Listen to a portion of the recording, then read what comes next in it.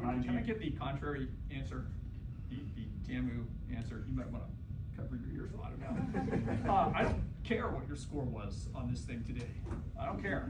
I don't even care what your score is on, I mean, I do care a little bit more, but on the big 2-day simulated exam that's coming up in July, all right, I care more because we're getting so close to the exam. But this, as far as I'm concerned, this is a diagnostic, right?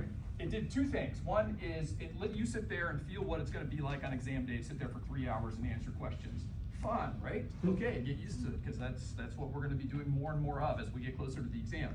The second thing was it is to figure out where your relative weaknesses are in contract, sports, and real property. So what you're going to do this afternoon, whenever I get around to publishing the blog, is you're going to look at the blog because I'm going to tell you how to interpret your score and what to do about it. It doesn't matter what your score was. It matters what you do about it after this. Okay, this is hugely important. We're getting into the phase now where we've got a decent data set for each. You have data on your own performance, and you're going to use that data to decide what you're doing in QBank or Adaptabar. Read the blog, I'll explain it. And then you'll do, what is practice exam 2? It's in 2 weeks. 2 weeks, 2 weeks. So in 2 weeks, you'll do practice exam 2, give you another data set. You'll do some more of this focused practice that I'm going to describe in the blog.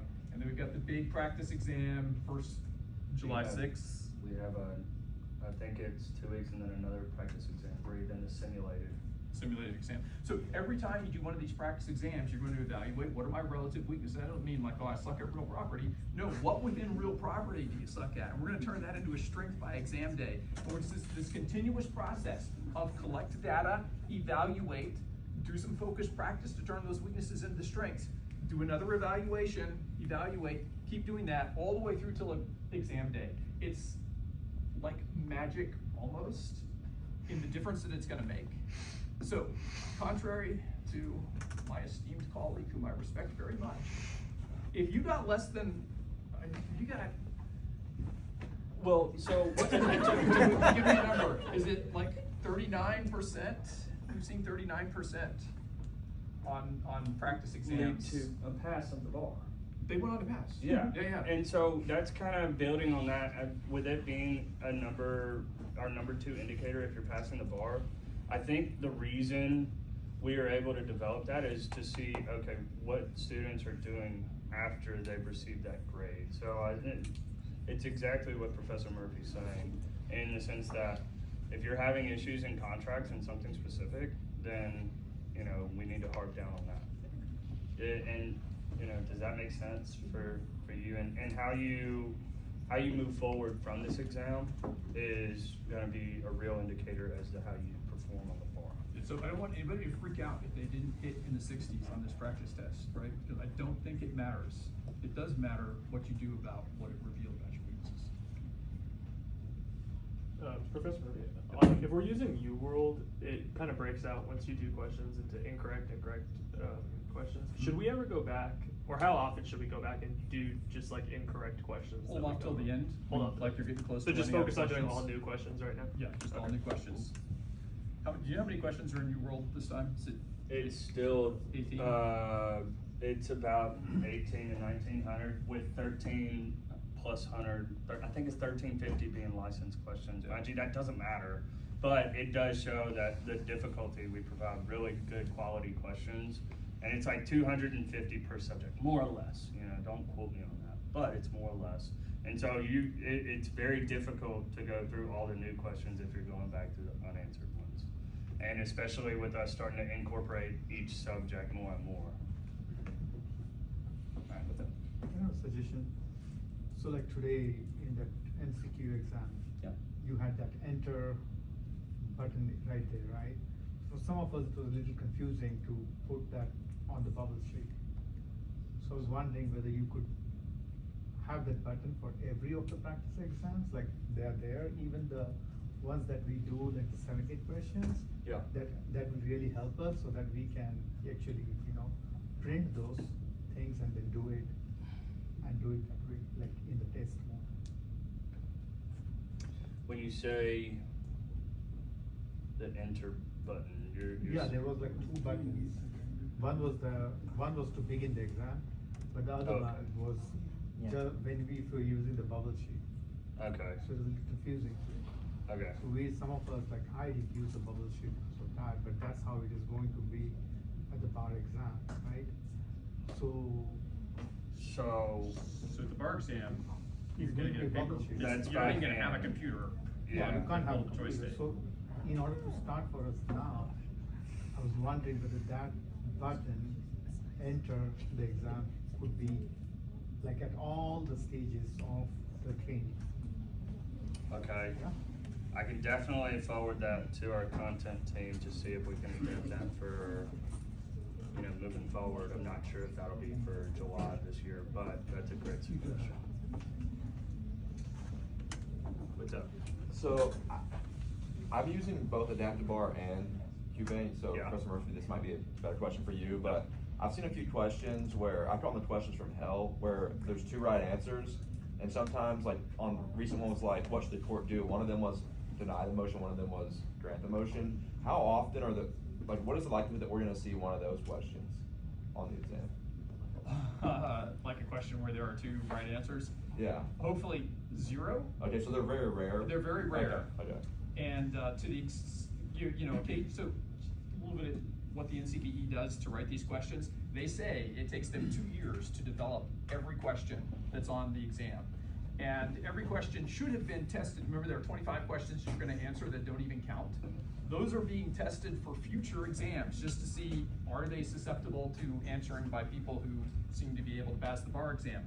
And if they are, then maybe they'll make it to the exam next year, or maybe they'll need some more development, or maybe they'll just get kicked out. But occasionally one slips through that very rigorous process of question development, and when the bar prep companies get it, because they license these questions from the NCDE, they get the question and they get some experts to look at it and say, well, I mean, it could go either way, right? It's too close to call.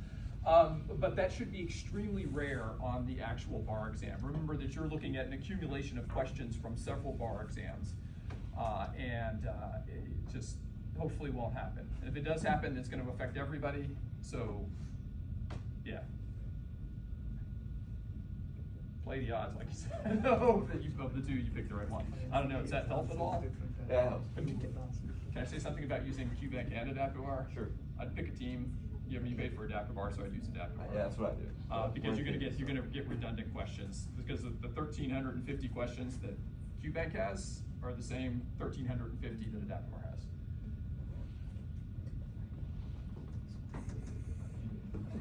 Anybody else? I have one. It's not really a question, but it's what I hinted at in that email that I sent you last week.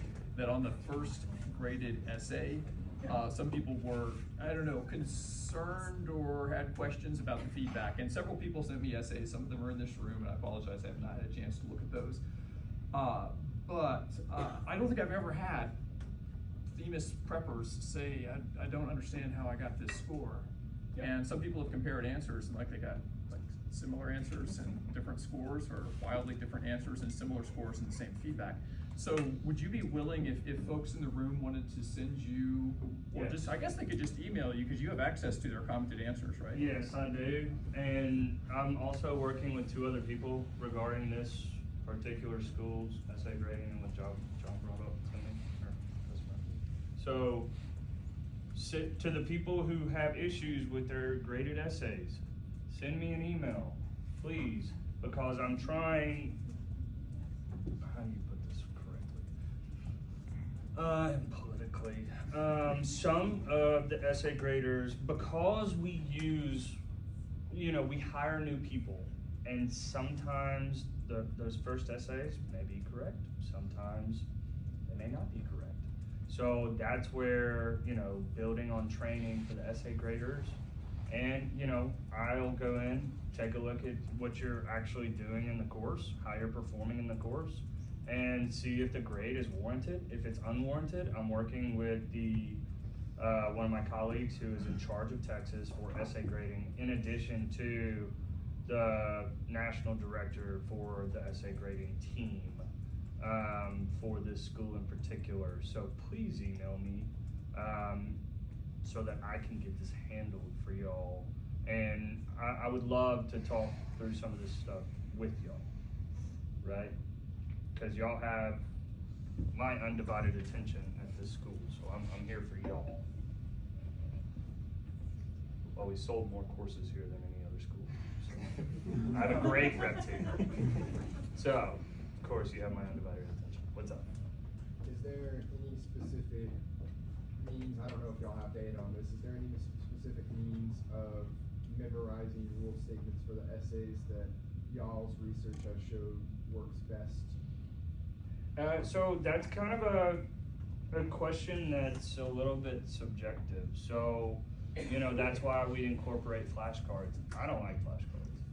That's why we incorporate outlines. I also hate outlines. I do best with practice, practice, practice, and then reading over, you know, comparing my own answer, if I'm spotting the rules correctly, how I'm analyzing that material against what, you know, someone who is probably having an open book and being able to provide that information themselves.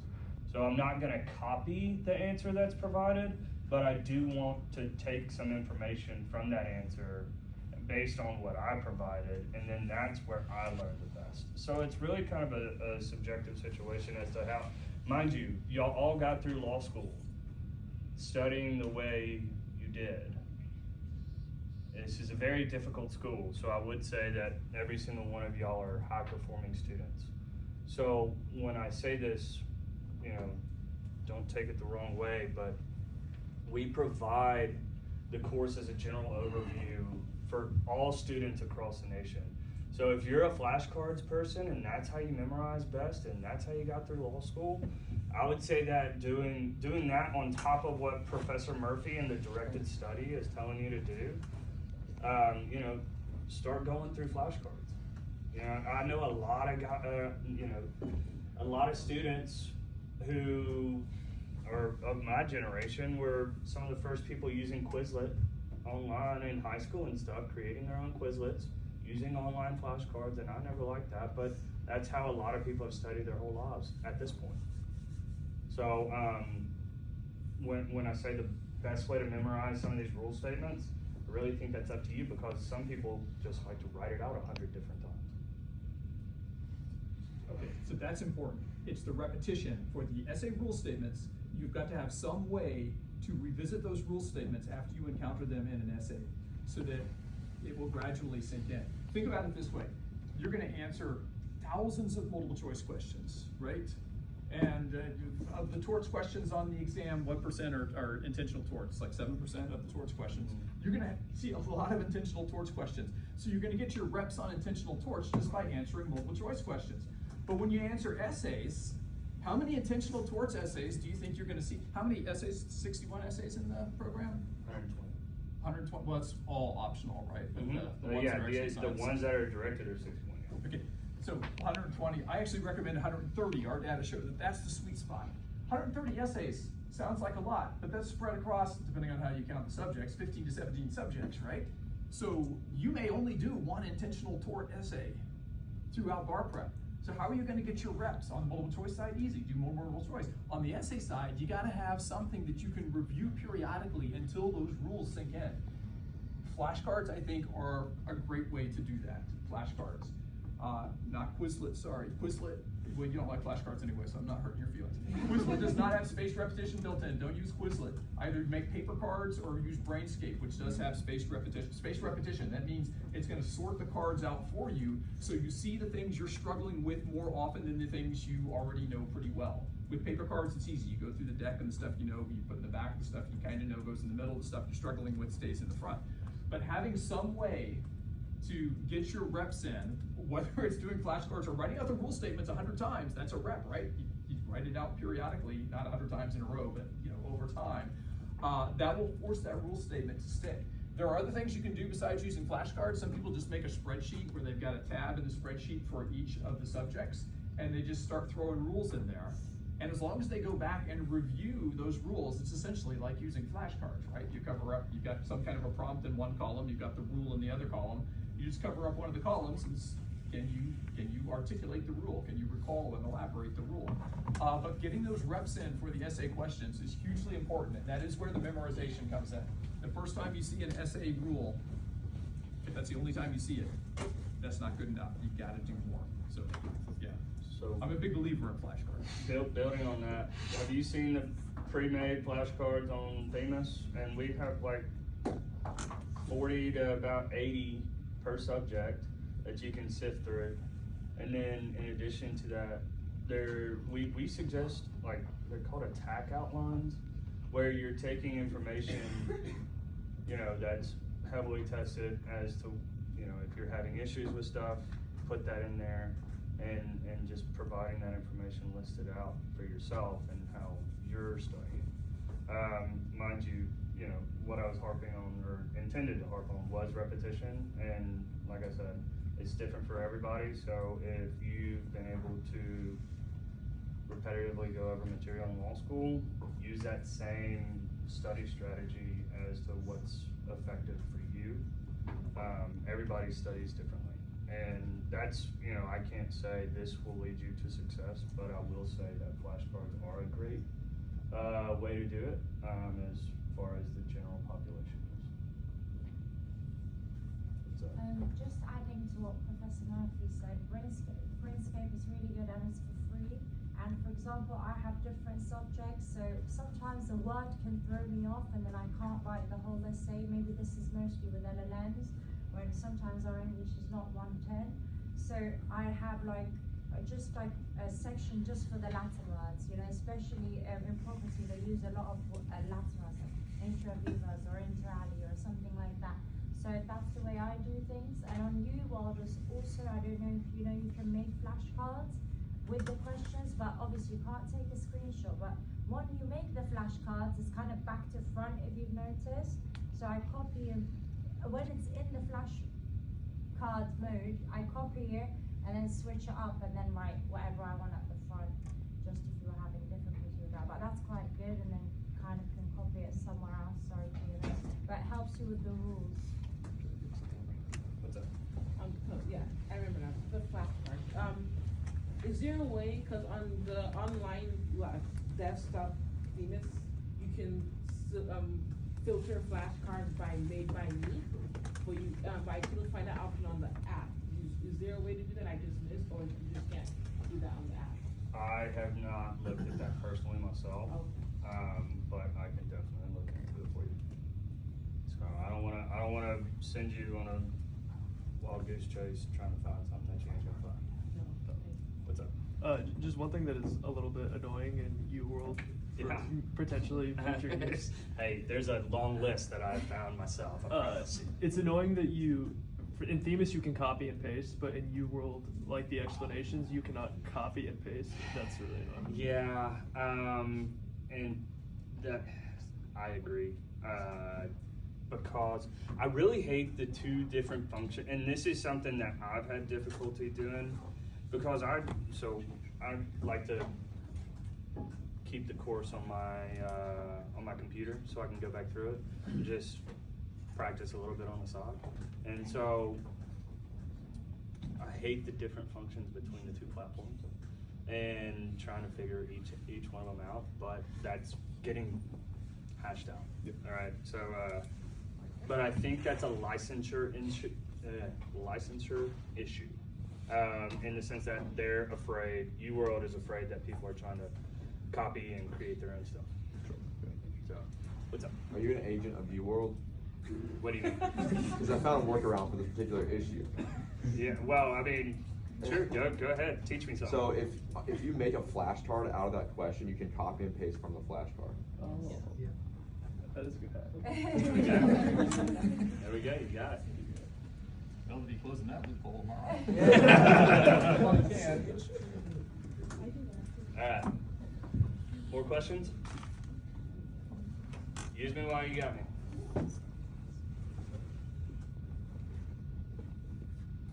How long will it take? I don't remember. Are we gonna get feedback on the essays within the practice exam, or just the sample answers only? So in that, I'm almost positive you do, but even if you don't, we provide information that shows you how to go back through your essays. Yeah, I know. Okay. Because sometimes it helps going back through it yourself although we provide feedback from a third party, you know, that's licensed in the state, it's beneficial to say, hey, okay, I'm not necessarily spotting this rule, but I am doing well developing my analysis for each of the other rules. Do you have anything to add to that? I thought they were not. I have to verify. I don't know. This is my first summer iteration going through with Themis, because actually this past summer I had to use Barbary from Mississippi. Themis does not have a Mississippi course, so, but I've gone through the Themis course myself as well, just haven't used it in an exam. But follow up on that, the ability to self-assess your own essays and your MPTs is very important. I think Themis even talks about that in their essay workshop. You just have to be able to, especially towards the end, if you're doing as many essays as I recommend in the last 2 weeks of bar prep, poor Alan's not gonna be able to look at those for you. It's gonna be way too many. And you will have exceeded all the ones that Themis has available to you either through person grading or machine grading. So being able to assess your own essays is important. And if that's hard, then consider doing group study sessions with essays.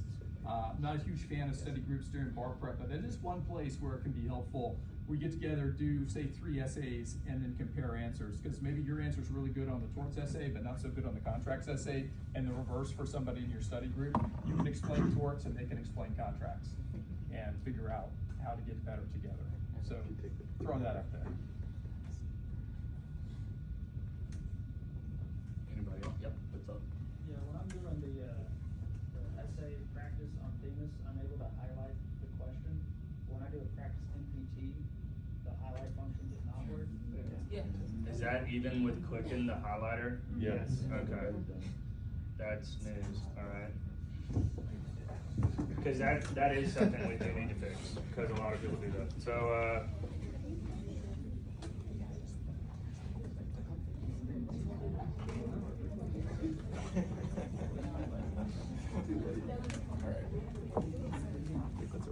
because one thing that I've noticed that I really hate is when you're doing the multiple choice questions, I like being able to click and it automatically highlights for you.